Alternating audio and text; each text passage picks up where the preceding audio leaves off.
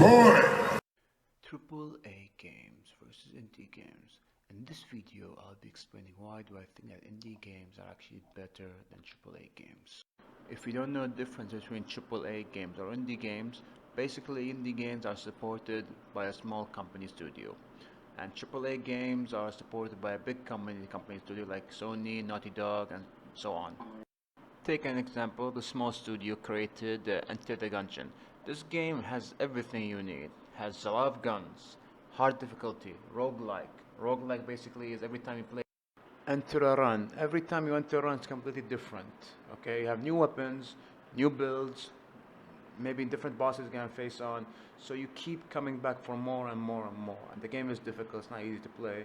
It's hard and it's fun. Like, and you can also play with a co-op person, so it's a hell of a fun. But of course, we have to talk about Hades, one of the best indie games out there, like top 5 notch. It has the best voice actor, the story is incredible, everything about this game is just a masterpiece, to be honest. I really enjoy playing the Hades. Let me tell you the difference between an indie and AAA games. Okay, first of all, a AAA game, a company, usually they only care about profits, money. They don't care about us. They don't care if we're happy or not. All they care about is making money. I'm not saying all of them. I'm saying most of them. A difference when it comes to indie games, the indie games company, they usually care about us, the gamers basically. Their main priority is to make the game as fun as possible for us. Then they start thinking about money. But when you look at the Indian game developers, you can see they're putting their heart, sweat, tears, blood for a game just so they can make us happy. When it comes to AAA games, they usually care about money, money, money, money, then they think about us. They don't care about us, then they start thinking about us. There is a huge difference between those two. For example, let's say you have two chefs, okay? One chef cooks the food with passion and love and respect.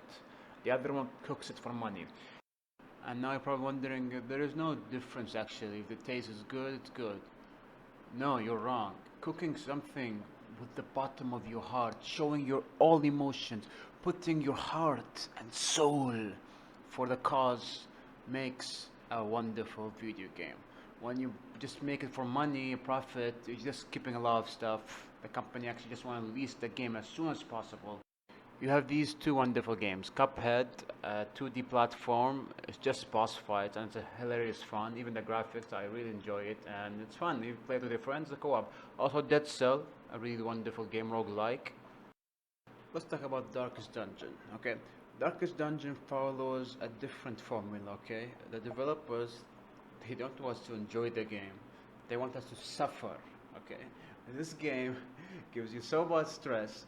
Even one of the developers says, while in the documentary, he said, sometimes I just come back home and put some popcorn and watch people play Darkest Dungeon on stream and just watch their favorite character die. So whatever, they made this game to make us feel horrible, but I love them for that because they did an excellent job. So now let's talk about Deep Rock Galactic. 4-player co-op campaign. For me, Deep Rock Galactic is actually the best co-op game out there. This game has literally everything you want. Just for example, just combine Call of Duty, Left 4 Dead, Minecraft, and voila, you get Deep Rock Galactics. You can destroy any building, anything. It's such a creative way to play, and it's also roguelike. So every time you're gonna enter a mission, it's completely different, not the same one as you once played. So it gives this feeling that you keep coming back for more, and plus it's an RPG game, so who doesn't like numbers and crafting, and plus there's an end game also that it's just such a good game to play, especially if you have like 4 friends and you know them all. It's a blast to play, like really top notch. Plus they give us a free battle pass. When do we ever get something for free? Such a good game. So now let's talk about the AAA game. Let's start out with Cyberpunk. Okay, Cyberpunk was hyped for like 5-6 years and it was like over the top hype, and what did we get at the end? We got a game that barely even runs. It was so buggy, it was like such a disaster start for CD Projekt. But I understand they fixed it later on, updates and all that stuff, but still, completely disappointment. But I'm not saying all the AAA games are bad. For example, Doom Eternal. Doom Eternal for me is the best first-person shooter game campaign ever played. It's just such a good game. I combine Call of Duty and God of War, and you get Doom Eternal. Wonderful game. The problem is with AAA games that they are too expensive and takes long ass time to develop. So I understand the development and the company tries to cut quarters, but it's not an excuse to make a horrible game. But now let's talk about God of War. Like, thank God we still have Sony out there. Like, really, like, I can't express. Like, there's no words talking about this game. It's like God of War. Like if Jesus Christ was still alive, I pretty sure would have played this game. I can keep talking on and on about God of War. Like, this game changed a lot of stuff in my life. Like, it's not just a masterpiece. Like, there are no words to describe this game. So thank you, Corey Barlog, the director of the game. Thank God we still have Sony, at least one of the companies that's still loyal to the fans. This is why I call a AAA game. Like, this masterpiece is a AAA game. But sadly, not all games are like God of War. For example, Last of Us. Last of Us, like, you can see the effort that Naughty Dog put in their game.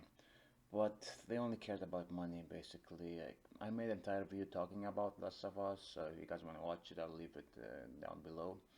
But yeah, like, really, really, like, disappointed what happened to The Last of Us 2. One was a masterpiece. Blizzard and Activision. This is the best example company that only gives a shit about the money. They don't care about us at all. All they care about is money, money, money.